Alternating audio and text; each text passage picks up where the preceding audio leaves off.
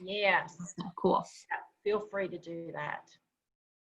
And All I'm right, kind well, of still new at all of this, so we'll see how it goes. I've done.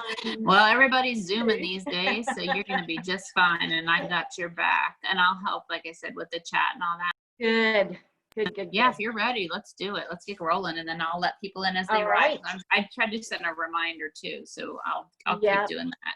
All right, I am going to go ahead and put my screen up. So this is all new to me. I'm not sure how everybody will see it. Y'all tell me if you're seeing. Let me get my stuff together. Yeah, I'm kind of a newbie at this. I like to do in person, touch my boobs, show them off, and all that good stuff. But you know, this is the next best way. So, can folks see? Can you see the? Thank you to amazing sponsors, Delaney. Yep, we got it. All right, and I see you, Amy, and then I'm just going to pretend everybody else is there, and I'm going to try to remember to look straight ahead. So we'll just get started, and I talk fast, so y'all got to listen fast. And happy Ta-Ta Tuesday to everybody. So hopefully you will learn something. You will have homework when you hang up, so you can either do some of your homework tonight, or you can do it whenever you want to. So just thank you for Amy for having this opportunity to share. We're going to talk a lot about boobs and things that you may not know about your breast and breast tissue and how to look at it and how to feel it. I will go ahead and give you a little bit of warning. Don't know who might be seeing the screen. As we get into visual things, we are actually going to, because we can't look at real life people, I'm going to show you some real life photographs of some breasts that are sick and that have some problems with them. So I will warn you to put on your big girl panties or your big boy boxers about the time we show those. So if you need to cut, you know, whatever you feel like you need to do at home, but in order for you to learn this, you kind of have to see the real stuff. And normally I let you feel my boobs and see my boobs. And it's like not these that God gave me, but it's these that I have. And we don't get to touch those, but we're going to make sure that we, at some point when we kind of get where we can go out and see each other, we're going to make sure that everybody gets an opportunity to actually do the feeling part. But we'll talk about that and go through that tonight too. So think we're good, everybody?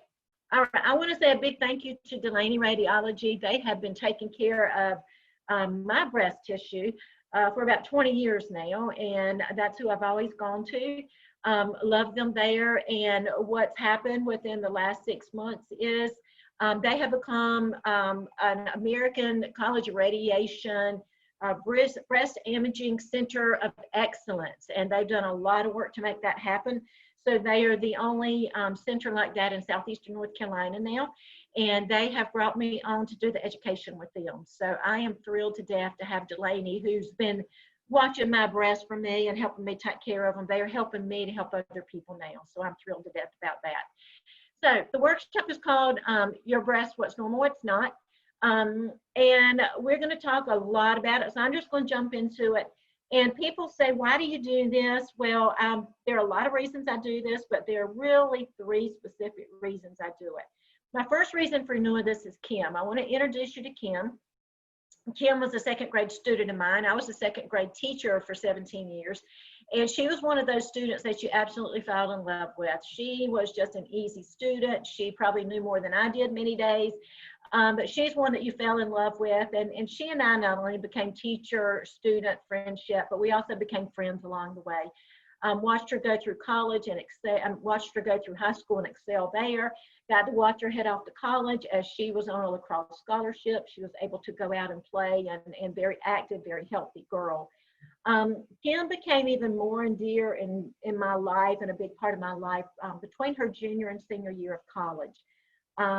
She was an athlete, she was a dancer, she did all the right things. She got to a point where she had difficulty keeping up with her daily routine, being able to get to classes and feeling good, getting up and down the fields and the courts and the dance floor. She was really struggling physically and not really knowing what that was. So she went to student help at the college she was at and said, you know, I don't know if I've got mono, what the problem is, but I'm not feeling so good. So they did a check with Kim. They did all kinds of things with her, couldn't figure out what was going on with her, and didn't really find anything. Now, Kim was really smart, and she realized that she had felt a lump in her breast, something that had not been there before. So she mentioned that to them at Student Health, and they said, oh, let us check. So they checked it, and they felt it too. What they did tell her was, we feel it, but you know what? Younger women don't get breast cancer, so you don't have to worry about it. Just keep an eye on it. We think you're going to be fine. Just take some time off from your activities. You're going to be fine.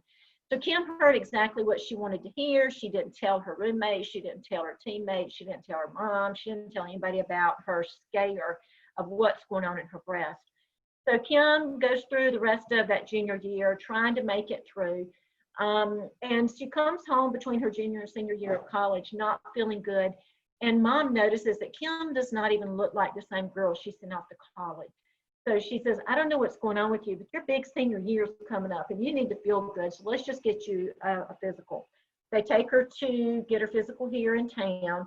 The physician who is checking her is very concerned about the lump that he too feels and sends her to a surgeon locally here in town. The surgeon checks it, is very concerned, does a biopsy, comes back and tells Kim and her mom that there is a lump and there is reason to be concerned because it is breast cancer. As breast cancer is in young women, even if you're age 20, especially younger women, breast cancers tend to be much quicker and much faster and much more aggressive. So by the time they really got into this, figuring out what was going on, Kim was diagnosed with metastatic breast cancer at age 20. It has already spread into her bones and it's spread into her liver. So this is when I kind of came back on the scene. I wasn't teaching public school then. I was trying to figure out what I was going to do next in my life. And so Kim and I became really close during the times that she was fighting. She went through chemotherapy, losing all of her hair. She had a double mastectomy. She went through radiation. She did what you would normally do at any age if you're diagnosed with breast cancer. But hers was aggressive, so she fought and fought. She had to have blood transfusions. She lost her hair. She had a lot of setbacks. She was a fighter. During this time, I got to spend a lot of time with her and really found out what folks go through, and especially younger women who have never been exposed or never had a vision that anything like this would ever happen to them. So we became really close with her. I sat with her in the hospital a lot. And she said, why did I not know this? I did everything I was supposed to do. Why did this happen to me? Joy, please do something so this doesn't happen to anybody else my age. And I promised her I would do that. The sad thing is Kim died at age 23 with metastatic breast cancer, and I had made the promise to her. So what happened in my life at that point, I became very active in trying to figure out what I could do within the breast cancer community. Became a program manager with a nonprofit statewide, brought it to Wilmington and have done that, and worked with another nonprofit that I kind of helped start for the last 10 years. So I've learned a lot about breast cancer through working with those who've had breast cancer. But I remembered my promise to Kim. During that journey, I also met Janet. Janet was a kindergarten teacher friend of mine. Janet was, again, one of those women who was very educated. She took good care of herself. She did all the right things as far as physical, being healthy. She got married a little later in life, immediately started to her family. And so she gets pregnant pretty quickly after getting married, and she has this beautiful baby boy that you see down in the lower corner. This is Maddox and her husband, Kevin. She was radiant through that whole pregnancy. She had Maddox. He was a perfectly healthy little fella, started eating. She was breastfeeding, had a little difficulty. One side worked great. The other side didn't work so well. So when she went back for her checkup, she was telling them about, having some difficulties, thinking it was just a breastfeeding issue. And they start kind of looking and trying to figure out what's going on that side of her breast and realize that there's a lump there. Knowing that she had been through pregnancy, the estrogen levels change a lot during that time, and your body can change a lot. Things that were maybe lying dormant could come alive. And that's what happened with Janet. She had cancer cells within her body that were estrogen driven. So during the pregnancy, all of those cancer cells started multiplying, and it ended up that the reason she couldn't breastfeed out of that breast is because she had a tumor that was cancerous. So she's diagnosed pretty soon after Maddox was born with breast cancer. And again, because she was a younger woman, it was metastatic and it had already gone to other parts of her body. She had to stop what her normal mothering, new mother care would be, and had to start that fight with breast cancer, going through chemo, going through experimental drugs, going through radiation, had the mastectomy, I mean, going through all of that. Hers was very aggressive. The treatments that she was trying that were normal did not work for her. And so she became very sick very quickly. Fought as hard as she could. She went through that battle, but she ended up losing her life to breast cancer when Maddox was about 15 months old. During that time, we spent a lot of time together too. Again, she made me promise, Joy, I've done everything. I'm a teacher. I'm educated. I've got a college degree. I've taken care of my health. I've eaten the right things, and I still got it. Why did I not know what to look for? So again, she made me promise I would do something too. So again, what's normal, what's not has come about through Janet. And then much more recently, here is my hero, my superhero, Tom. This is who Amy was alluding to earlier. I actually met Tom and Christine, his wife, that you see giving him a smooch there. I actually met Tom and Christine through Amy. Tom is one of the men who's been diagnosed with breast cancer here locally, and he is one of the men who has been brave enough to share that diagnosis with the world. He has Christine, his wife, 2 young daughters. He found a lump quite by accident. Tom had lost a lot of weight, and in doing so, his body and the way it looked had changed. Christine was walking through the bathroom one morning and noticed that one side of his chest looked really, really weird, that his nipple area was pulling in and it was kind of sagging and hanging. And so she started picking on him about, you know, what's going on with you? You look kind of strange right there. And he said, I don't know, I've lost a lot of weight. You know, maybe that's what it is. So this was a Sunday morning. He finished getting dressed. They went off to church and did their thing. She comes home in the afternoon and she's still really worried about what's going on with him. She knew something didn't seem right. So she, being the good wife that she is, made him go to Medac that afternoon. Now, I don't, you know, you hear all kinds of stories, but he went to Medac, had the doctor that was probably one of the most brilliant doctors ever. Immediately when Tom takes his shirt off and shows his physician that chest area, this doctor realized that what he was seeing were signs of breast cancer in a man. And we'll talk a little bit about what that looks like. But he immediately the next day got Tom in to see a surgeon. The surgeon checked it. Sure enough, it was breast cancer, male breast cancer. So it was at that point confined, but as it is, again, he's a young fella and going through this, it metastasized. And we're about 3.5 years into this journey with Tom. His breast cancer metastasized into his brains and his bones. He has gone through, I think he's probably very close to 60 chemotherapies now. He had mastectomy, he's had radiation. His body is having a lot of other difficulties because of breast cancer, but men get breast cancer too. He still is my best mouthpiece for men's breast cancer. Love him to death. He is still fighting like no, not one. And so this is also done in his honor. Those are the 3 photos I have, and the reason that really I came up with this workshop and knew it was so important. The other reason are for all the other folks that I got to work with while I was helping people figure out what you do once you're diagnosed. In all the conversations I've had with hundreds and hundreds of people going through breast cancer along with their families, I realized this is an area that most of us have never been taught. I don't know about you, but I was never taught how to do a breast exam. I didn't even know what breast tissue felt like. I was a good old Southern Baptist girl in the country, in the South. You didn't talk about boobs. You didn't look at boobs. You didn't mention boobs. I learned about birds and bees and boobs and bodies through my mom giving me books that I'd be sent outside to read. And, you know, that hasn't changed a whole lot since I was a little girl. And I knew that education is something that can make a huge impact, that we can literally save lives if we're educated. So anyway, what I came up with was the workshop here.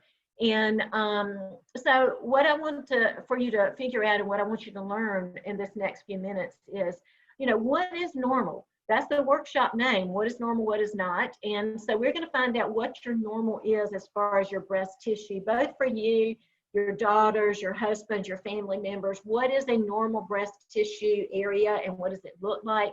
What can you be doing? What can you be looking at? What can you be feeling? What kind of changes do you need to look for? And then also how to become your best advocate. You need to learn to take care of yourself and you need to know what you look like. So let's go through those and hopefully I've kind of popped back up and I don't know how well you can see me, but I'll be kind of demonstrating some things and getting you to participate with me in a little bit too. So I ask people this question all the time and I get all kinds of responses. Are you normal? And people will go, no, I am not normal. People tell me I'm not normal. I hear that all the time because I'm the girl who'll talk about boobs, who'll show her boobs, I'll invite people. I mean, I'm just out there because I believe in this. But you know what? You've got to have good self-breast awareness. You've got to know what your normal is. And so I'm going to tap each one of you as normal tonight.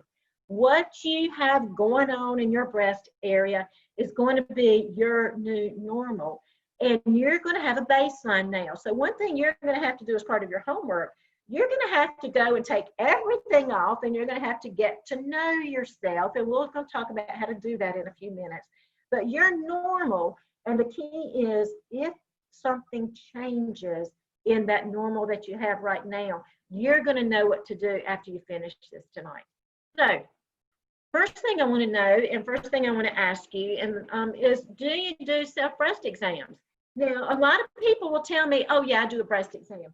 And I say, okay, well, that's great. Do you do it regularly?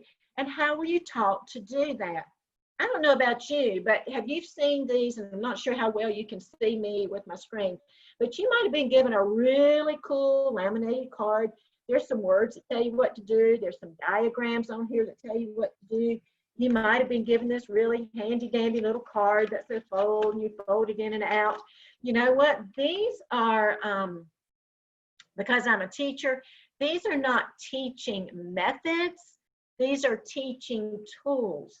And many times people think because you've been given this, and maybe you even read it, that you've learned how to do a breast exam. And I promise you, because I've learned how to do one using breasts themselves, that this is not a teaching tool. I can look at the card and right now one of the photos shows me to do this. Doing this is not a breast exam. I got to know more. I'm not a reader. My learning style is not to read. My learning style is to touch and feel and move. And so you've got to have some type of action. You got to touch yourself and get to know yourself. So if you don't do a breast exam and you don't know how to do one, that's okay. You're going to know how by the time you finish tonight. But one of the reasons, we're all busy and we've got really good reasons. And so these are the reasons that as I've done workshops, people come up and tell me, I don't do that because nobody's ever taught me how to do it. You know what? In high schools, this stuff is not taught to the students. They're talking about periods, they're talking about birth control, they're talking about alcohol, they're talking about drugs, but this is biology, this is taking care of yourself, this is your human body, this is anatomy. They're not teaching people how to do this because some folks think it's related to sex. Well, these are not sex. These are part of my body and they're put there for a reason. And so people are not educated. My goal through doing the workshop is actually to have it so it's appropriate to do in high school settings, middle school settings, mother-daughters. I'm really working hard and on a lot of the college campuses now, but we've got to educate in a way that will make an impact for each person. So that's the number one reason I think people don't do breast exams.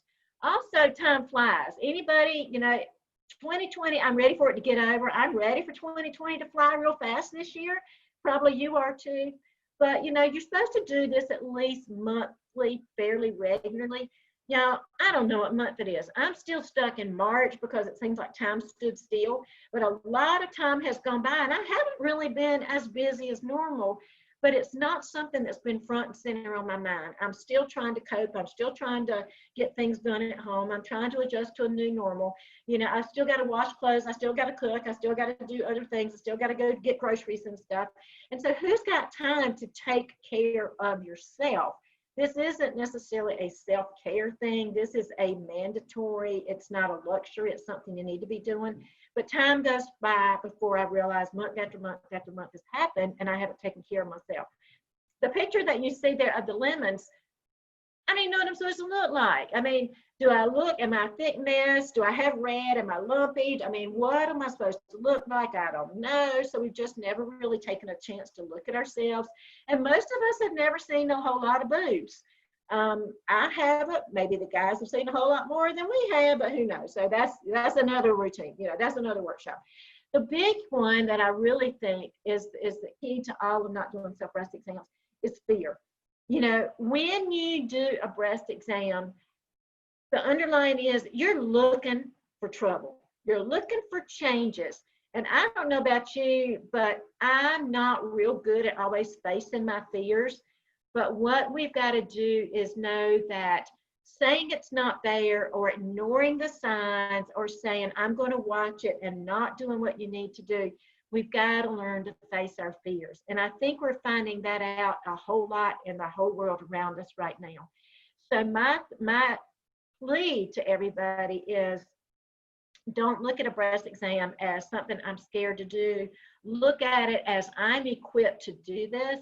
And I'm doing the best I can to take care of me and to make sure my friends and family are taking care of themselves. So it really does take courage to do this. So I want you to become models of courage, not models of fear. So let's talk about who's going to get breast cancer and who most likely is going to happen. That's going to happen too. The number one risk factor of getting breast cancer is being a woman, okay? And I tell you that because this is why 1 out of 8 women will get breast cancer. The statistic is, that's what it is now. It was when I first started about 10 years ago, 1 out of 10, but 1 out of 8 women. So if we're in a group of 8, let's say there are 8 of us on here right now, one of us is going to get breast cancer most likely in her lifetime. That's a huge statistic. If you get in a room of your friends or your family, or you have a family reunion, or you get together with your girls group, or you know, whatever you're doing, you look and you go, one of us is going to get it. And what's really weird is many times when I do the workshops, if people are willing to tell me that, we will actually look, and many times our group represents that 1 out of 8 are going to get breast cancer. So being a woman is much more likely to happen. Now, does that exclude men? No. Men get breast cancer too. If you remember Tom at the beginning, he is one of those few men who get this so-called female disease, which it's not. But look at the number, look at the probability of men. It's 1 out of 833. Now, that doesn't seem so prevalent unless you're that number one man who got it. For Tom, this is critical. But you know what's happened in the last 2 years with this statistic? 2 years ago, the statistic for men was 1 out of 1,000. Now it's 1 out of 833. So men are actually finding it more. Maybe it's education. Maybe it's more prevalent in their lives now. But you know, men are getting breast cancer too. And we probably got a majority of ladies on here tonight. I'm going to give you some tips that you can help take care of the men in your life as we go along too. But just know that men get it too. And we as moms and husbands and girlfriends and spouses and all, we got to take care of those men too. All right, let me tell you, 1 out of 8 women will get breast cancer in their lifetime. This is really critical because the majority of lumps or changes that are found that you're going to learn about tonight are found by the woman herself. 8 out of 10 lumps or changes are found by you yourself once you know what you're looking for and once you know what you're feeling for. So that's why it's important. You can find this and then you can be the one who moves forward in getting that taken care of. I know what you're saying. If I find something, because I've got lump in mind that I found several years ago and I freaked out and I'm going, oh no, I've got cancer, I've got cancer, I've got cancer. And luckily I got to the doctor quickly and found out it wasn't. That's just my normal, was to have that lump there. The majority of what you see and what you find is not going to be cancerous. But I know as human nature, many times that's where our mind goes, and it's really hard not to stay there. So that's why I'm going to say, go to the doctor if you think there's something going on. Okay, the next big factor that we all are dealing with, and this is one we want to deal with, is we're getting older. I like having birthdays, and now that I'm getting older, I like having them better. And actually, instead of getting older, I'm just going back a year every time. So, that's okay. But when you get older, your likelihood of getting breast cancer increases. Now, this is probably my favorite slide of all of them that I do. This puts it in perspective. And I'll go ahead and tell you, I'm in the age group now where I really, really have to be careful. And people say that breast cancer is an old lady's disease. Well, if you look on the bottom of the purple chart there, you're going to see that when you're in your 50s and 60s and 70s, those numbers don't look so good, and they're not looking good in our favor. In age 50, 1 out of 43 women will have breast cancer. Age 60, 1 out of 29. Age 70, 1 out of 26. So you can kind of see why folks are saying it is an old woman's disease. Let me tell y'all something. 50, 60, 70 ain't old anymore, because I am right there smack dab in the middle of that age, and I am not old. So, but the average age is 51, but 75% of all breast cancers in women are going to have to happen after the age of 50. But should we be concerned in our 20s and 30s and 40s? Definitely. Look at age 20. Remember, Kim was 20 when she was diagnosed. The reason they told her at Student Health, one of the reasons, because the likelihood of someone age 20 getting breast cancer in their early 20s is 1 out of 1,732. Yeah, that's a huge statistic, but you're not going to get it. But was that a statistic that Kim and her family had to live with? Yeah, and they live with that reality. Look what happens in your 20s, not quite as critical, although that's when you really, really, really, really need to start doing a breast exam. 18, 19, 20 years old, you need to do it, just like brushing your teeth and flossing your teeth. Look what happens in your 30s. And this is probably one of the most staggering age groups. In your 30s, you go from in the thousands to 1 out of 228 women will get breast cancer in their 30s. Wow. What's going on in our 30s? Well, for one thing, we've gone through our youth and our 20s, and we might not have made really good choices sometimes on what we eat or what we drink or smoking or taking care of our bodies or exercising, all of those kinds of things. Maybe we're young, we're going to live forever kind of mentality. Also, when you get to your 30s, your hormones are changing. Many times you may be on birth control. You may be going through pregnancies. Estrogen levels are getting, they're changing some. The cells in your body are starting to age a little bit, but you've got a lot going on. Stress factors in your life in your 30s. When family starts, you're starting a career, you've got so many balls that you're doing in the air. So it could be some of the reasons there. And then look at age 40, what happens? You get in your 40s, and one in every 69 women will have breast cancer. That's scary. Now, that one is most likely due to the physical changes that are going on in your body. That's usually when you have pretty much stopped doing the childbearing. You may be moving into perimenopausal situations where you've got lots of estrogen, you've got lots of things going on. You might be entering menopause. Again, stresses in your life. You might have teenagers and adult children at that point. There's so many things. Again, what are you eating? What are you putting in your body? What are you putting on your body? So again, we're getting older. I love this chart, but I also want everybody to look at this chart and go, oh yeah, I fall in that chart somewhere, and I do need to be taking care of myself. So as we get older, it's more likely, but at any age, we need to be aware of what we can do to make sure we don't end up being a statistic. So many times when I'm talking to folks, and especially doing the workshops, and I'll go, has anybody ever had breast cancer in their family? I'll get them to raise their hands, and I'll go, wow, that's a small number, that's a large number. people tend to think, and they almost have a comfort zone, that if nobody in my family has ever had breast cancer, I am home free. I don't have to worry about it. Not true, y'all. Look at this slide here. The genetic and hereditary factors of breast cancer only account for 5 to 10% of all breast cancers. So that's just a real small amount of the people who are diagnosed are getting that because their mom, their grandma, their sisters, their daddy, their whomever had it, something running in their family.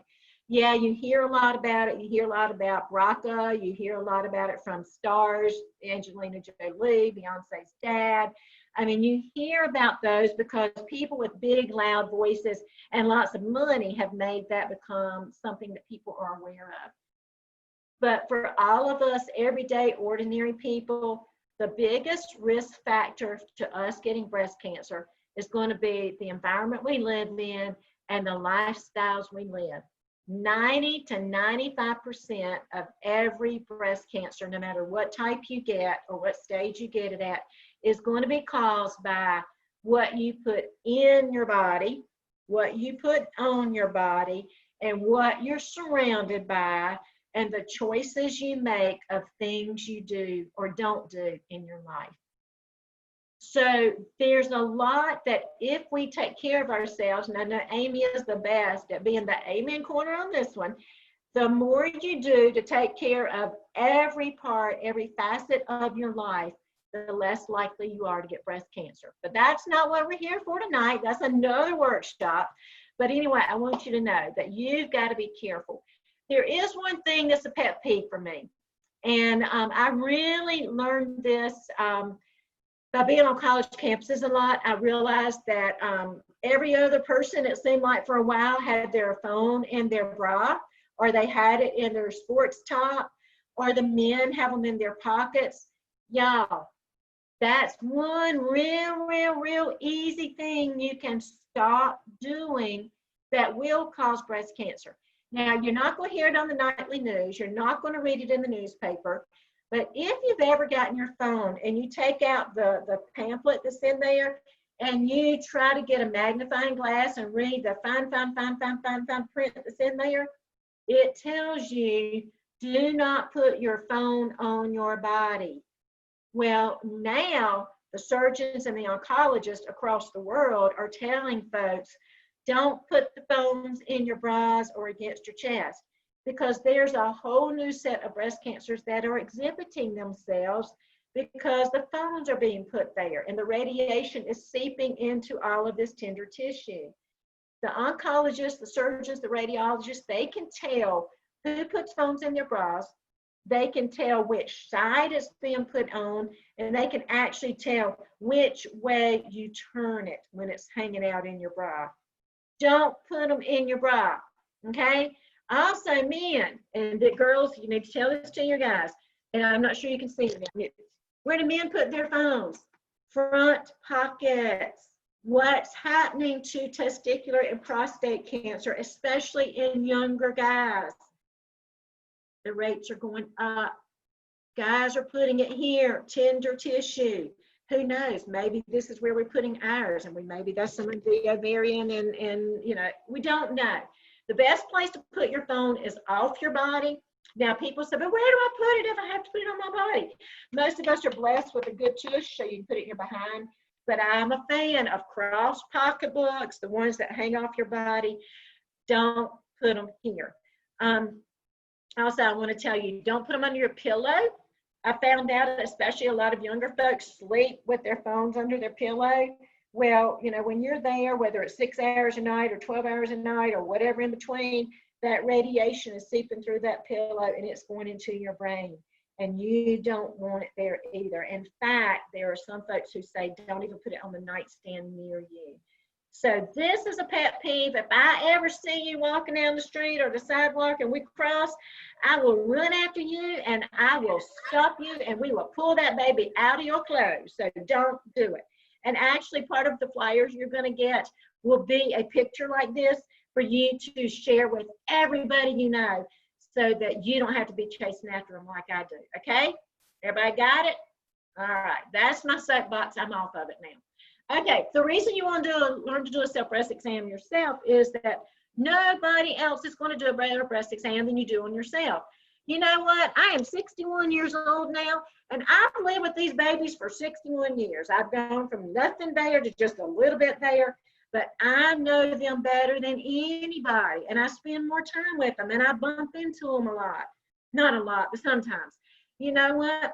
I don't say that lightly because you do need to go once a year minimum to get a breast exam done. Even in your 20s and 30s, if there's a family history or you've got something going on or you're uncertain and you don't feel good about it, you call up that doctor and you say, I'm not 40 years old yet, but I want to get a mammogram.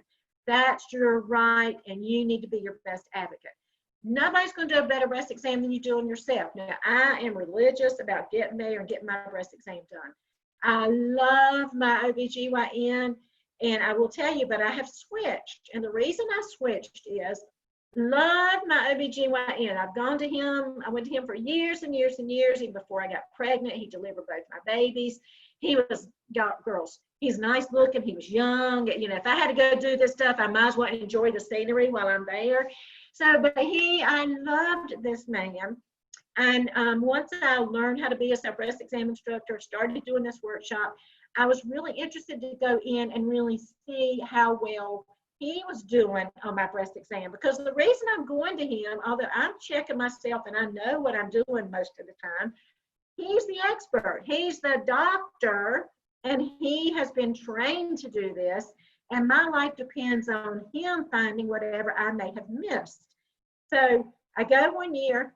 And, you know, normally you walk in, they give you that paper napkin thing, and it opens up the front. And I don't know about you, but you sit on that table, and you're naked as a jaybird underneath, and you've got that napkin on you, and the air comes on, either the heat or the air condition. And the wind blows, and it blows open, and you're sitting there, and that's when your doctor walks in. You know, it's like, oh, my goodness. I hate those napkin things. I went in one year, there was no more napkin thing. There was the coolest shirt ever. It was soft. It was one of those you just want to snuggle up in. It had little cap sleeves. It had a little V-neck. It came down to, you know, about halfway my thigh, but I felt totally covered. Plus, they had just taken mine out of the dryer, but it was wintertime, and I put that thing on, and I'm like, oh, man, I could sit here all day. I could even come do this twice a year if I could sit in here. It's kind of like being at the spa. Well, he came in. I was still covered. And, you know, they only give you X amount of minutes to be in there. It's not them, it's the insurance companies. And that's another workshop too. So anyway, walks in, he says, hey, Joy, how you doing? Anything changed since last year? And I'm like, nope. So I laid down, he starts putting his hand up there, and he starts doing a breast exam. So, of course, I'm going, okay, I know he's supposed to do this and this and this and this and this. And so I'm just kind of really paying attention to what he's doing to see how he does it and how it compares to what I teach people to do. Well, within 12 seconds, my favorite doctor that I love so much, who I'm depending on to save my life if I've missed something, 12 seconds, he's done. He's finished. Slam, bam, thank you, ma'am. And he's moving down to the bottom. And I'm like, wait a minute. And I didn't say it to him, but in my mind, I'm going, what just happened? Not only did he only spend 12 seconds, y'all, and I don't have a whole lot here, but I'm worth more than 12 seconds, okay? He never pulled that shirt up to look, and you're going to find out in a few minutes why it's important to look. He didn't look. He just went through 12 seconds, and that was it. I was flabbergasted. I really couldn't say anything because I'm like, that didn't just happen. So he did his thing. I got dressed. I left. And the more I thought about it, the more upset I became in knowing that that was not a good breast exam for me to get as an annual breast exam. And I knew at that point, no matter how much I loved him, I would not put my life in his hands literally anymore. And so I started asking folks, who does a good breast exam? Because at that point, I'm not having babies anymore anyway. So I said, who does a good breast exam? Who does one? I actually found one. Everybody, I got a lot of good feedback, went to her. As I go into her the next year, I get there, you always have to pee in the cup first. I sit down, I start doing my thing, in the cup, so they can do the urine specimen. On the door was a poster on how to do a self-breast exam, from what's normal, what's not. I never met this doctor, but she had my poster on her bathroom teaching people how to do it. Needless to say, I didn't tell her who it was. She didn't know what I did. Went in, and it was almost word for word what she told me and what she did. So I have stuck with her. I counted on my first doctor to do one at least as well as I do. He didn't. My girl does now. Not that she's on, men doctors are good too, but, she does a really, really good one. So make sure you're getting what you're paying for. But nobody's going to do it better than you. I tell you this because my husband's in another room. He tells me all the time that he can do a better breast exam on me than I can do on myself. And he likes to volunteer to do that a lot. But I'm like, no. So that's another story too. We won't go into that one. So when do I need to do these breast exams? Well, there are a couple of really good answers to that. If you are still having your period, and I'm going to go, I am so sorry you're still having your period. One day it'll get better. I am over that. And man, that is a lot to celebrate. So, but if you're still having your period, you want to do a breast exam the week after you finish your period. And I probably don't have to tell you, but I remember well that the week before you're kind of feeling swollen and kind of, heavy, and nothing feels quite right. You might start getting a little sore. I don't want to touch anything. And then the week of, it's like, don't stay 6 feet away from me. Stay 10 feet away from me. Don't bother me. Don't look at me. Don't touch me. You want to touch yourself. I mean, it just affects everything. The week after, hormone levels start getting better. Some of that water weight, some of that swelling, some of that discomfort goes away. And so that's the best time for you to do it. And that's if you're still having your period. A lot of folks like to use the calendar. Now, like I told you early on, I don't know what month it is. I don't know what day it is. But if you're one that likes to mark the calendar and you will do what you put on your calendar, I would say that your birth date, like my birth date is the 26th of June. And so on the 26th of every month, I would mark my calendar to do a breast exam. I don't keep up with my calendar, especially these days. So, but let me tell you what, you get brownie points because you are already doing a breast exam. You just don't realize it. I can prove it to you, and y'all help me out here. Did any of y'all take a bath or a shower yesterday or today? Raise your hand. Yeah. When you're in the shower or the bathtub, are you rubbing soap or body lotion or body oil or something? Are you washing your underarms? Are you shaving your underarms? Yeah. When you get out, are you toweling off? And you might brush against yourself.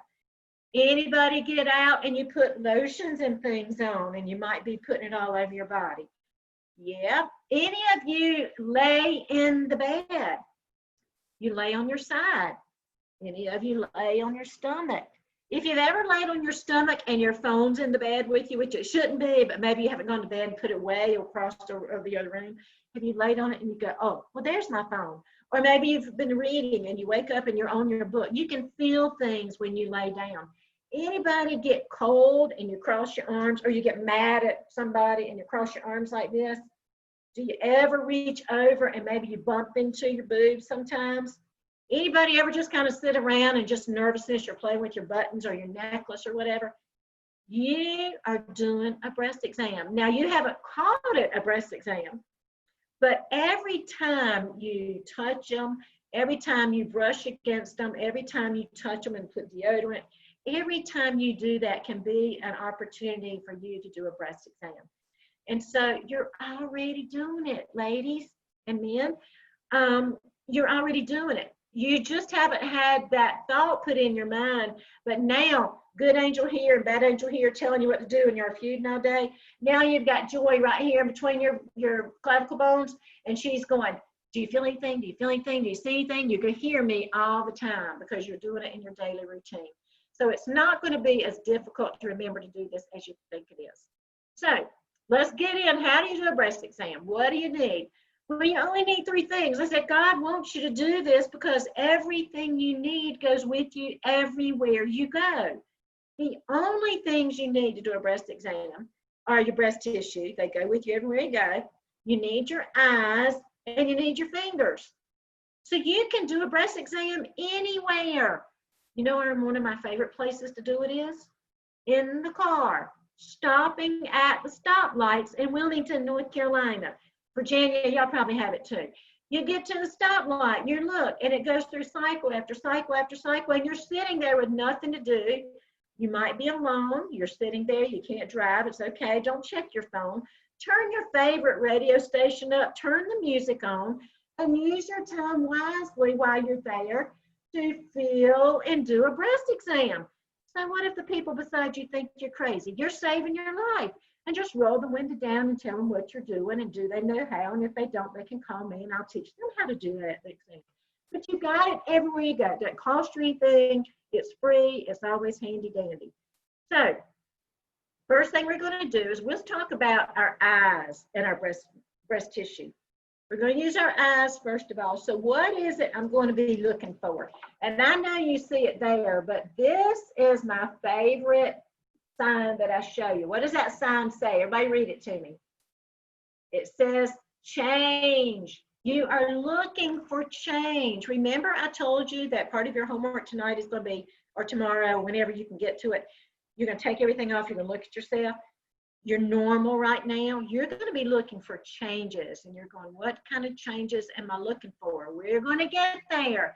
But first of all, do you know how to look at yourself? Do you know how to look in the mirror? Well, you're probably thinking you do, but I'm not sure you know how to look in the mirror at your boobs. So let's teach you how to look in the mirror at your boobs. Wherever you are, I want you to stand up where you are right now. And you may not have a mirror straight in front of you, but I'm going to turn sideways so you can see me. I'm standing up, and I'm going to find a mirror that I'm going to try to get not more than a foot away from me. So I'm going to get up close to a mirror somewhere, okay? So what you need to do is, in order to learn how to look in the mirror, is there's a dance. And I'm going to say it's a dance that has maybe 9 steps, but I'm going to show you how to do this. So first thing you got to do is you got to be able to see your boobs. I can see boobs, but I can't see the skin itself. So you can already tell that what you're going to have to do in the privacy of your own home is you need to take everything off. Now, you can put your whole birthday suit out there if you want to, or you can just pull your shirt and your bra off and you can just show your boobs. But you got to look at your boobs with nothing on. That may not be as easy as it sounds. So let me give you an icebreaker. You've just taken your top off. You're standing a foot away from your mirror, and you're going, I'm supposed to look at my boobs, but I just can't do that. I can look at my eyes, I can look at my hair, I can look at my nose and my lips, but I can't look at my boobs. Well, you got to talk to the girls, and y'all got to have a new relationship. So you're going to look at your boobs, and you're going to go, girls, y'all are looking so good tonight. And you do that, and you feel a little more comfortable. And so if you do it the first time and you don't feel comfortable, you say, oh, y'all really are looking good. Look at you. Look at what you've got there. So once you become familiar with them and you've got a little conversation, this is how you start looking. First thing you do is put your arms by your side, and you're just looking at them. Now, I know you don't know what to look at yet, but you're going to find out what to look at in just a minute. So you look, but guess what? There's protrusion on the sides, and you not only need to look at them front on, you need to look at them on the side. So you're going to turn to the side, and you're going to look in the mirror at the side. So you might have to push your arm back a little bit so you can see it, but you're going to have them by the side, and you're going to look. Guess what? There are 2 sides. So now you're going to flip around, and you're going to look at the other side, okay? Did that hurt? Was that hard? No. So you've already got 3 of the steps done. So arms are by your side.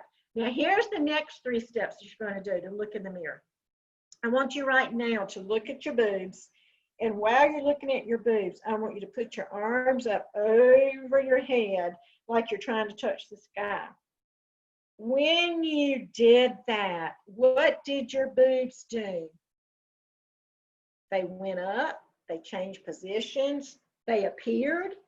Yeah, if you don't have your clothes on and you're doing that, things look really different now. So you're going to get a different perspective than what you had when your arms are by your side. So you got your arms above your head, you're looking to see what they look like. Remember, there's protrusion, so I got to turn sideways. Now I got to look under my arm. I'm going to turn sideways this way, and I'm going to look under my arm. So there are 6 different positions you've had. Now, the last position that you need, because you want to get as much variation as you can. When you get ready to have your photograph made, what do? Somebody says, oh, let me get your picture. Many of us will go, oh yeah, I'm ready. Hands on the hips, you put those boobs out, you put those shoulder blades together. This is the take my picture and put it on Instagram, huh? Well, that's also the next move. The girls are out there now. You might be going, whoa, I never knew I had so many girls, or how much girls I've got. But your hands are on your hips, you're looking.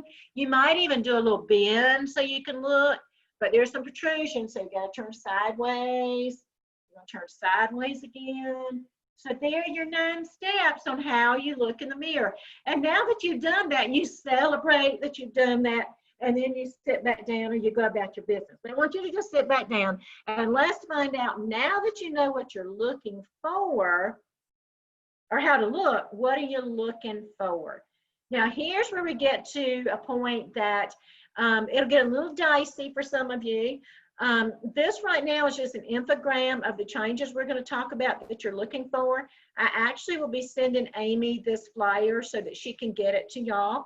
Or if you're looking through me, we'll get it to you. But this is going to be a handout that will help you to remember what you're getting ready to learn. But we're going to be looking for changes.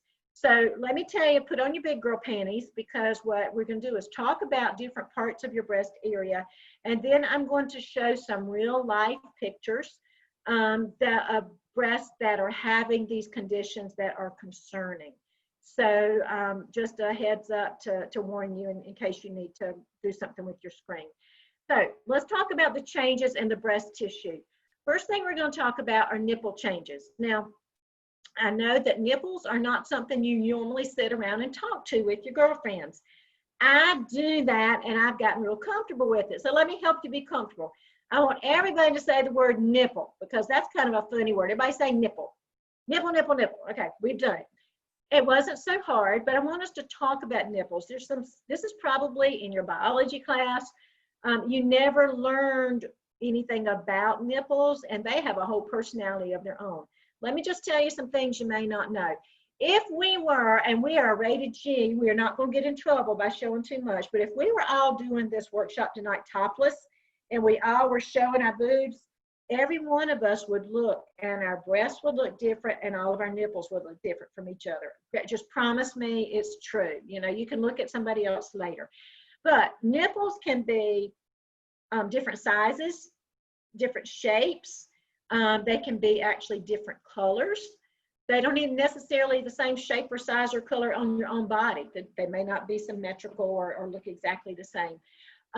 They actually may have nipples that point up or point out or point down. You might have nipples that point out. Some people's don't point out, they actually point in. Nipples are not necessarily centered in the breast tissue. They may have hair around them. So there's already a lot of stuff that people don't know about nipples. That's why you want to get to know yourself now and what your normal is. So nipple changes that are concerning that you need to be aware of. If you have a discharge, a liquid or some type of fluid or leakage coming out of your nipple area, and you're not pregnant and you're not nursing, you need to get that checked. Okay, that you shouldn't be anything coming out of them. If the color of your nipple area, the color of the nipples themselves changes from like a red to a brown or a brown to a red, or if you get rashy area around the nipples and you can't figure out what's going on, you need to get that checked. Let me go ahead and tell you about redness and rash, not just the nipples, but everywhere. If you get a redness or a rash or the skin changes, it starts looking different, but you can explain why. Maybe you're allergic to your soap. Maybe you changed deodorant. Maybe you ate something that you're allergic to. Maybe your dog has fleas or you got mosquito bit. Maybe you were out working in the yard and you were allergic to a plant or something. If you can figure out what's going on to cause redness and rash in your breast area, and it goes away, you can treat it. You can treat it over the counter. It's not something that lingers or gets progressively worse over time. you're okay. But if you can't explain, and it's something that you can't get peace of mind about, you want to go get redness and rash in your breast area checked.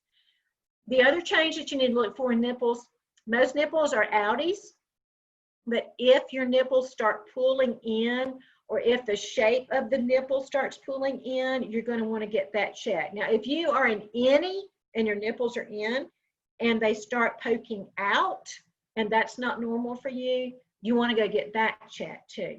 So, big girl panties on. Let's look at some real life photos of some of the breasts that have these conditions we talked about. And I'm not sure if you can see my arrow or not, but what you're seeing in all of these, and we won't keep them up too long, you know, the upper left, you see there's redness, there's rash, there's some discoloration going on. The middle top, you actually see the nipple itself has varying colors. It looks like it's got some scaling on it. The top right one, you see why you might turn to the side, because there's a lot of rash and stuff going on over here on the side. Down on the lower left, you see the swelling, the redness, the rash. That breast actually has a lot of heat in it for whatever reason. The middle lower, you see there's some nipple discharge. It looks like it's actually dried there a little bit. The bottom lower right is one that, this is what a man's is going to look like. If a man has breast cancer, because he's not necessarily going to get all the other things that we're going to talk about, but for men, the breast cancer for them, or something to be suspicious of, is going to be a lump around the nipple or a lump behind the nipple. But we as ladies also, if you see the nipple indentation and that pooling starting to happen, like in that bottom one, you definitely want to go get that checked.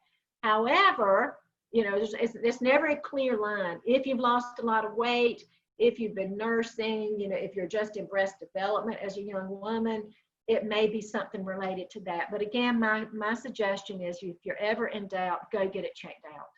So those are the nipple changes. Now let's talk about tissue changes. First of all, do you know where your breast tissue is? Okay, everybody put your hands where you think your breast tissue is. Most of you probably think it's right here, just the protrusion. Well, guess what? Nothing is clear cut with breast, because that's not where your breast tissue is only. Let me show you. Put up your two fingers. These are going to be your pencils, because we're going to draw out where our breast tissue is. I want you to put the tips of your finger on your collarbone right there. And we're going to draw out your area that is breast tissue. So take your pencil, go across the top of your shoulders. I want you to go down the side of your top. And when you get to the top of your rib cage, I want you to come over and I want you to close it. Let's do it one more time. Fingers on the top, go across the top, go down the sides, go across the rib cage. Everything in that rectangle is breast tissue. So this is breast tissue, this is breast tissue, this is breast tissue, this underneath, this here. Every bit of your body that's in that rectangle is breast tissue. So when we're checking, most people will only check the protrusion parts. This is just as important. In fact, the areas that you're going to most likely need to really check, where breast lumps and changes may happen most often, are right here in the intersection and right here underneath. So you're going to have to really check those areas. But tissue changes, and let's talk about the eyes. Let's get back to eyes now. If that tissue changes, and maybe you've got nice soft skin, and you know, all of our skin textures are a little different anyway. But if you start seeing orange peel looking skin, or you know, the dimpling on a lemon, those little dot, dot, dot, dot, dot, or if you see puckering or dimpling, now with old age, some of us, you know, we start sagging a little bit, so you might get some puckering or dimpling, but you know, that was not going to be something that happens overnight. It's going to happen gradually, and you're going to know that it's an aging thing. But if you see that tissue change in any of that, you need to go get it checked. Also, a lump or a thickening. Now, people mostly know there's a lump, and that's the common thing you see or you feel. But you need to be aware that lumps and thickening can happen in these other areas of your breast tissue too. So, big girl panties on again. Here we've got some of the examples we talked about. The upper left, you've got the color discoloration in the nipple, but you've also got the orange peel looking skin. The one that's on the right top, you've got the redness, you've got the rashes, you've got some of the swelling going on. And you see it's not just in the nipple area, it's all up under this, and you can even see it's on the side. So again, that's why you're turning to see. If you have larger breasts, when you're doing the mirror, you may actually need to pick a breast up and kind of look at it up close in the mirror. So I don't have that problem, but if you've got larger breasts and they do sag or hang, you may actually need to pick it up and look under it. That's why you get close to the mirror. The one in the bottom left, you can actually see that lump there very easily. You probably would have felt it long before you would have seen it. The bottom right one is one that you see a circle there, and that is circled because it's very hard to see. There is some skin that looks as if it's got stretch marks. Now, if you're nursing, if you're pregnant, if you've had kids, you know you get stretch marks, and that's part of being a mom. But if you end up getting stretch marks and you can't figure out, have I lost weight, have I been pregnant, has my skin been stretched, if it's something that tends to have questions, go get it checked. Also within that, there's a little bump there. You know, you need to be aware of moles, freckles, little red spaces. You know, I go to my dermatologist, she checks me good too. Most of those are just going to be as your skin ages, you start seeing things. But again, if you are concerned, go get it checked. And because peace of mind, you can't put a price on. The other part that you're going to be looking at, the underarm. Remember when we were doing our arms down and we did arms up and you were looking in the mirror? This is why you were doing that, because you need to look under your arms. If you have any of the redness and rashes we've talked about, if you've got bumps that appear, we do a lot of bad stuff to our underarms. We shave them and then we put deodorant on them. And so we are not very friendly to the underarms. If you get soreness, I know if you've been lifting weights, if you've been exercising, if you're playing softball, if you've been digging, if you've been rowing, if you can explain why you've got soreness in your whole area here, that's okay. But if you can't explain it and it doesn't get better when you rest and make some life changes, you need to get that checked.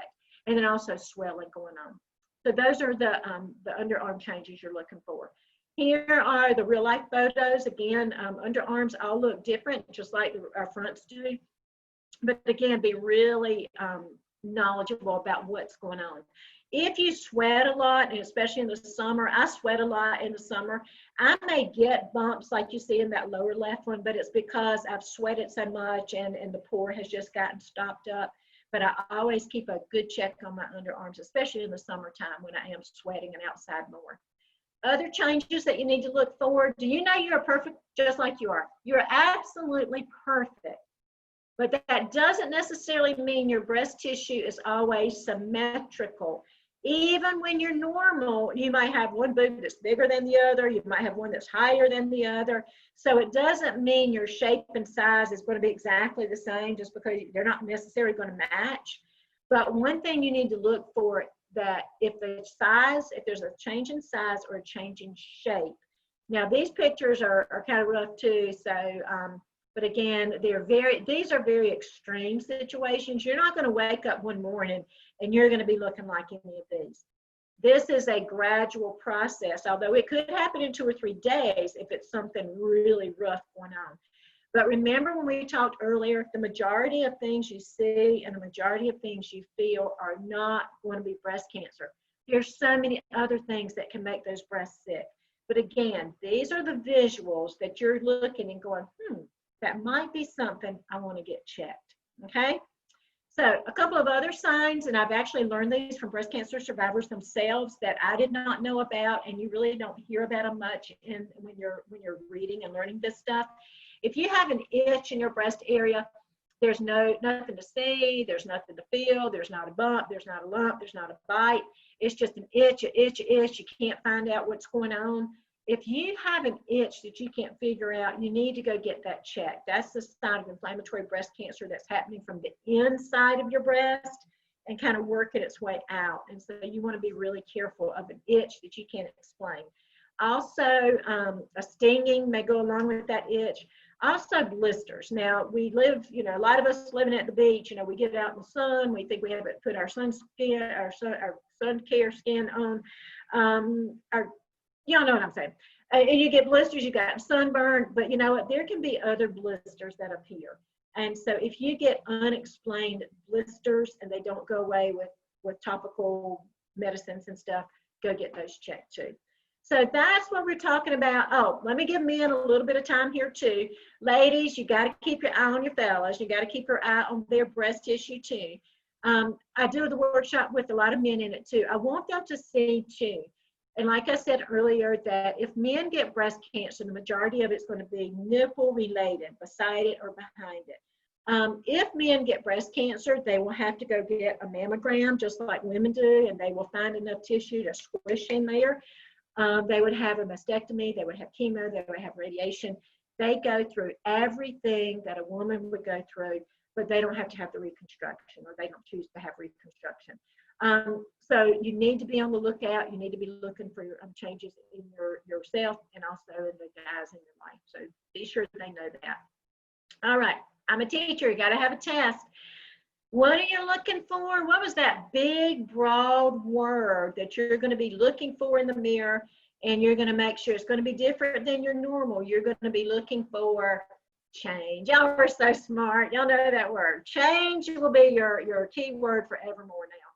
So those are the changes that you're looking for. Remember, you only needed 3 things. You needed your eyes, you needed your fingers, and you needed your boobs. So we've moved now from the eye part. We're going to talk about what I'm feeling for. So get your fingers ready, because we're going to do as much feeling as we can. And this is the part where I get a little sad that COVID has jumped in and messed us up, and we can't be there to touch in person. But we'll get through it, and then one day we'll get together and I'll bring my boobs and you can feel them and touch them, and we'll have a really good touchy-feely party.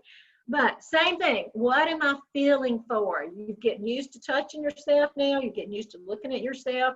What you're feeling for is change within the breast tissue, that whole area that we talked about. So I never talked about breast. My mama never talked about breast. I had no clue. I don't remember ever learning about breast in school. I had no clue what breast tissue is supposed to feel like. I'd never touched anybody's breast tissue but my own. I always thought in my mind that breast tissue, because you feed babies with them, should be like babies, that they're going to feel soft like a baby's bottom, or those little fat legs. You know, that's the best tissue in the whole wide world, those little baby skins. That's not how breasts are supposed to feel. And I never talked about that or never asked anybody, but I thought, even as I'm an adult, thought that's what I was supposed to feel like. But you're not. You know what? I always felt in my breast, I always felt lumpy and bumpy and stringy and granular. And guess what? That's how breast tissue feels. Normal breast tissue, everybody on here, everybody in your neighborhood, in your household, their breast tissue is going to be a level of being nodular and grainy and ropey and bumpy and stringy. And even, and it's not going to be consistent all the way through. So, a lot of folks tell me, oh, wow, I didn't know that. Now, this is where I like to, let me just give you let me show you what you're missing. This is the breast tissue, and the breast that we use actually has one side that, the clear side is soft like a baby's bottom. And you can feel it with your fingers, and you go, oh, that feels so good. I could just love on that all day long. And then you feel the brown side, and it's bumpy, lumpy, stringy, granular. And my favorite trick to do is to get you to put it down and turn, and then you put your fingers on it, and just by feeling, you can tell if you're on the normal breast tissue side or not. So what you've got to do, since you don't have my boobs to play with, you got to play with your own breast. So I'm going to give you a second to play with your boobs. I want you just now to take your fingers, and I want you just to feel your breast tissue. And remember, it's not just the protrusion, it's all of this up here. Do you feel lumpy and bumpy and stringy and granular and ridges? Yeah. Are you going to feel them more so in some places than others? Yep. You're going to be lumpier and bumpier right here in the intersection, and you may be lumpier and bumpier right here underneath. It's not going to be consistent all the way through. So that's how you're supposed to feel, and hopefully that's what you're feeling. So let me tell you about my breast models here. Mamacare is the company that developed these, and they actually developed them to calibrate mammography machines, because if you've had a mammogram, believe it or not, people in real life are not lining up to stick their boobs in to see if the machine works. So they created this really cool breast model that has lumps in it, and they put them in the machine to make sure they're calibrating correctly. Well, what they also use these for is to teach physicians how you do a breast exam. And they came up with a really cool system with the 5 Ps. So what I'm going to do now remotely is teach you how to do the 5 Ps so that you will know how to do a breast exam on yourself. So we're going to go through the 5 Ps.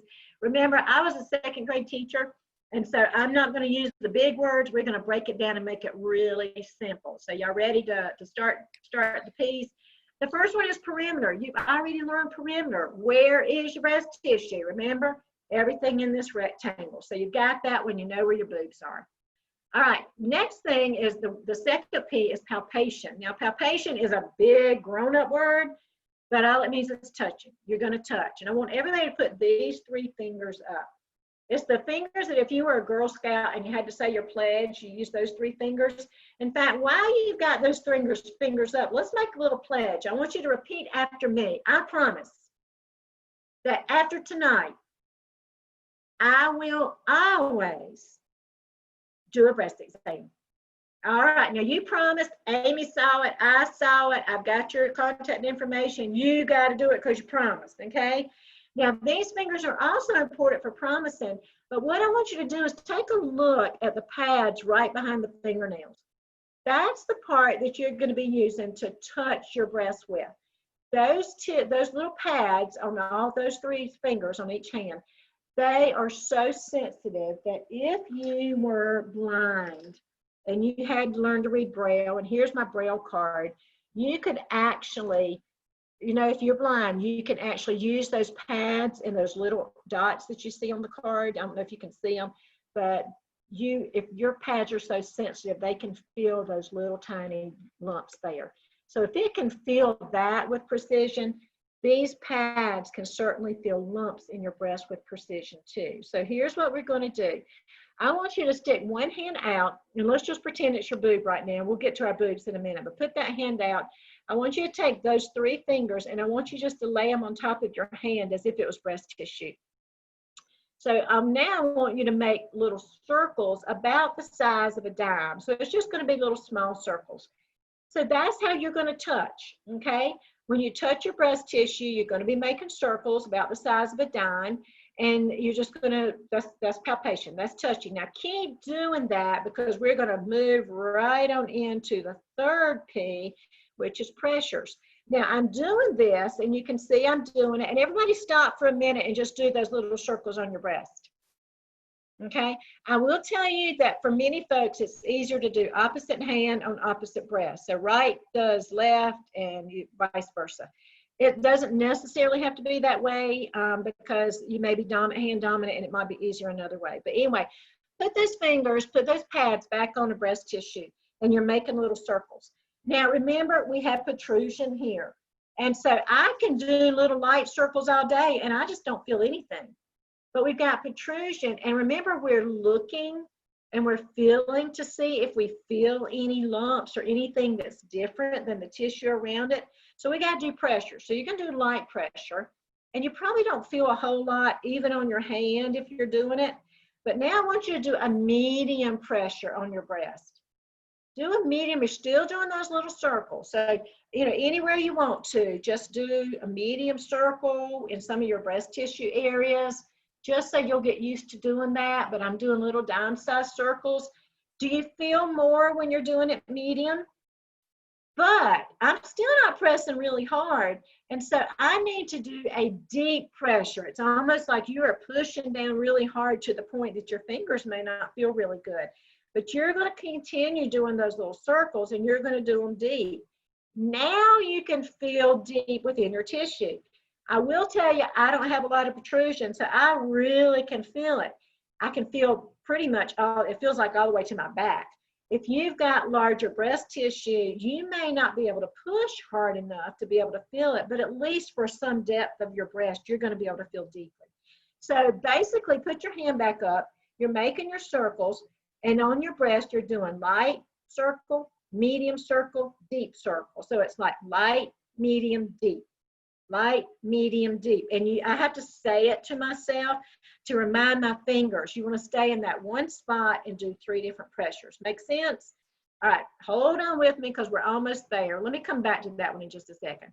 Now that you're here and I'm jumping all around, you see how I'm jumping light, medium, deep? I need a system to keep up with where I've checked because there's a big area here and I need to make sure I'm doing it correctly.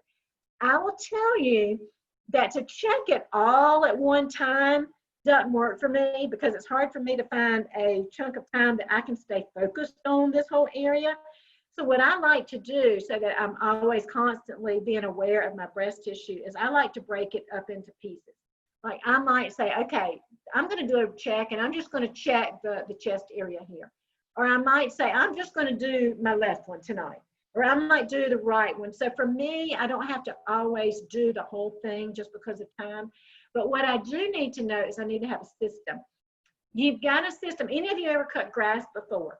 When you cut grass, most likely in your yard, you're going down one way, you turn around and come back the other way. You go down one way, you come back and turn the other way. If you've been to Disney World, that's how they do the lines. You get in those styles and you go back and forth and back and forth. That's what you're going to do with this P. You're going to do a slide. So let's say that I want to check my left breast here. I'm going to put those 3 fingers. I'm going to put them right here where that breast tissue starts, where my protrusion starts. And I'm going to say light, medium, deep. And now I need to slide my fingers. And I'm going to do vertical here. So I'm going to move a finger and slide it down. Light, medium, deep. I'm going to move a finger, slide it down a little bit. Light, medium, deep. I'm going to do that all the way down until I get to the top of my rib cage. When I get to the top of my rib cage, I'm stopping, right? Because this isn't breast tissue anymore. But what do I do when I get here? I got to make a new loop. What I'm going to do, and watch closely, what I'm going to do is I'm going to take a tiny little step. I'm not going to jump way over here because if I do that, I miss checking all of this tissue here. So I'm going to do a little tiny step, and then I'm going to go up this way. Light, medium, deep, step, light, medium, deep, step, light, medium, deep. And I'm going faster now than you would. Light, medium, deep, light, medium, deep, light, medium, deep. I just ran out of protrusion. So again, I'm going to step over a small step, light, medium, deep, light, medium, deep, light, medium, deep. Does that make sense? So you can do that one. You can do this one with your other hand. You can do this when you're in traffic. You can do this one when watching TV, whatever you want to do. But I'm going to break it up into parts so that I'm doing the pressures, the circles, and I'm going to make sure I'm keeping some structure to what I'm doing. Now, that's easier when you practice, and practice makes perfect. What you will get in the handouts and flyers is also the chart that shows you how to do this and reminds you to do this. Let me get to the last P, and then I'm going to go back and we're going to talk about lumps. How do I need to be? Well, you already know that you can do it standing. You can do it looking in the mirror. You can stand up. You can sit in your car and do it.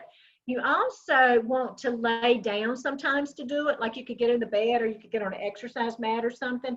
The ultimate goal is when you lay down, and I don't have a lot of this, but I think all of us do, when you lay down, your boobs go this way. So when your boobs spread out to the side, you've got a nice flat area here when you're laying down. And so this is a good time because it's already flattened out. This is a good time to check the insides there. Now, all of this is hanging. So what I'm going to do, and you're going to get a picture of this one too, this is why your doctors will throw your legs over and they'll get you to put your hand out, and then it's stretched out and it's flopping here and you can get to that part. So you just kind of learn to play with it. I've added the picture of the lady looking like she's doing Superman kind of thing, because if you've got bigger breasts, you're going to need to just kind of let them hang, and so you can get way up in there and get to know those girls, okay? Those are your 5 Ps. Now, let's go back right here. Where'd it go? There we go. What you're feeling for are basically lumps. You're feeling for changes. You're going to get to know your girls so well that you're going to know, oh, I'm really lumpy here, and I'm lumpy here, and like I have a lump here. and it's been checked, it's been boxed, it is fine. It's just the way God made me. I've got one there. But if I notice that another something like that appears over here, I'm going to go, that's not supposed to be like that. Lumps are just like people. They have a lot of different characteristics to them. And so what you need to do is you need to become familiar with your body.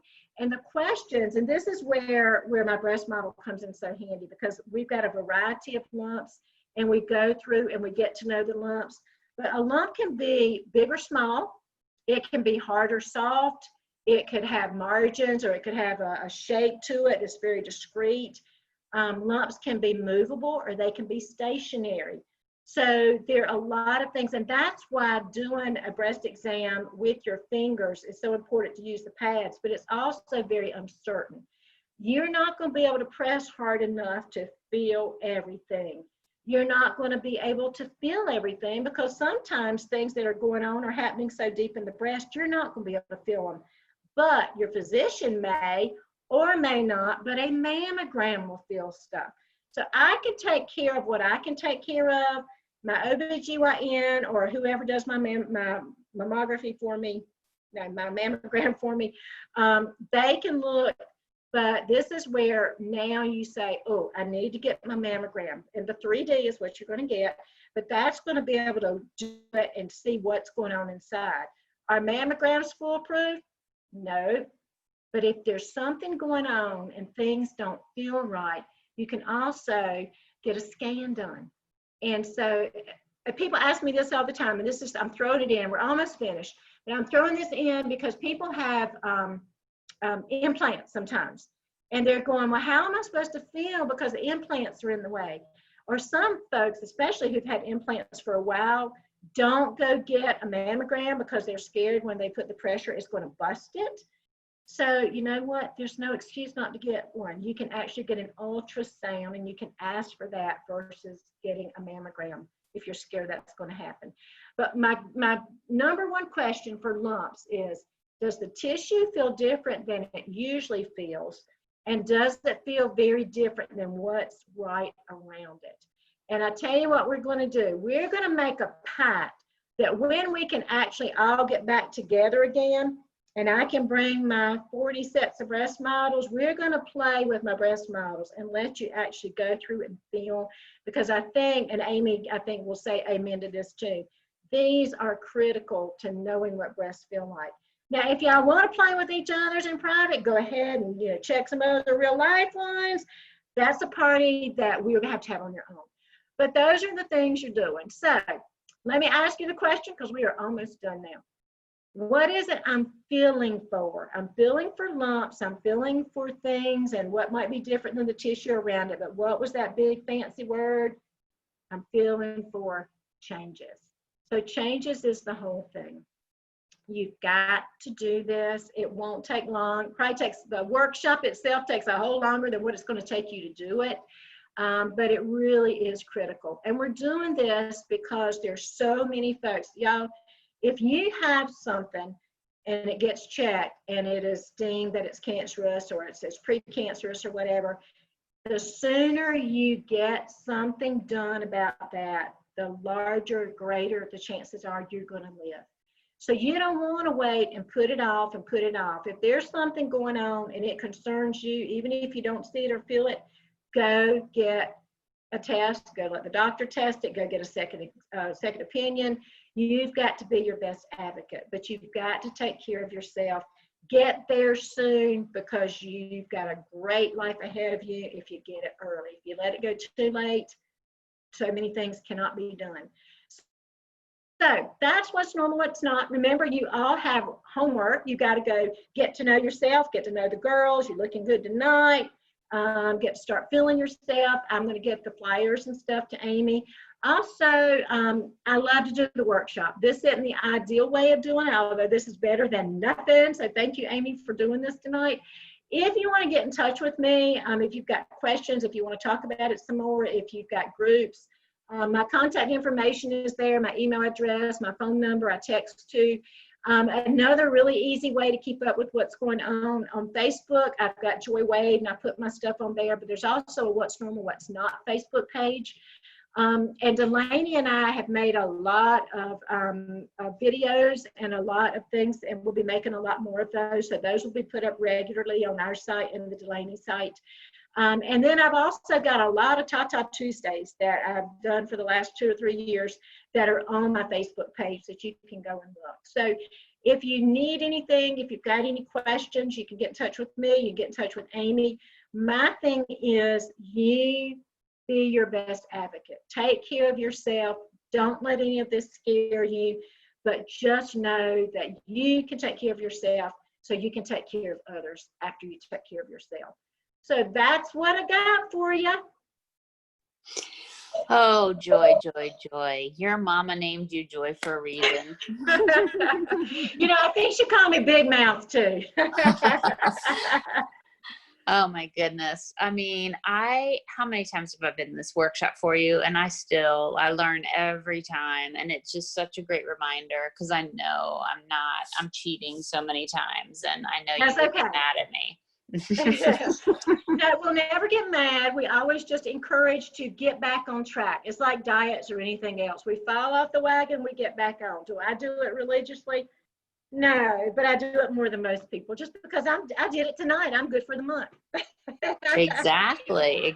But I mean, we just all know. I mean, we always say that everyone knows someone, and yes. It's just someone too often. Too regular, yes. You know, I mean, it's almost every other week I feel like I hear about somebody else that has, been impacted by this, and it's gone the wrong way. So we gotta be our advocates. I love that you champion that so much. All right. Well, if anybody's got questions, feel free to get in touch with me. And one day, hopefully I can see all of y'all in person.